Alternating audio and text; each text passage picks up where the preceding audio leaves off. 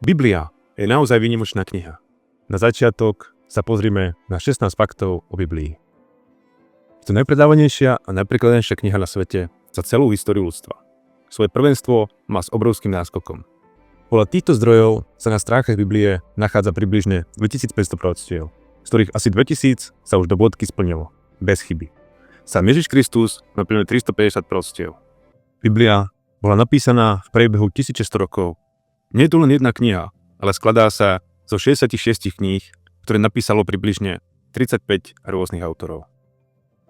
Biblia sa písala počas dlhej doby, ktorú ovplyvnilo 42 generácií počas dôb 10 rôznych kultúr. Pôvodné texty boli napísané v 3 rôznych jazykoch, na 3 rôznych kontinentoch. Bibliu písali písatelia s rôznymi povolaniami. Okrem duchovná sa Biblia zaoberá témami, ako je stvorenie, vzťahy, láska, vojna, peniaze.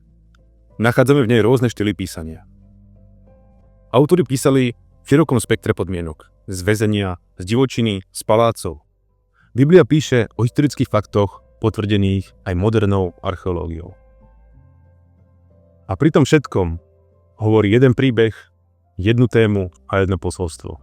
Je to evanjelium lásky.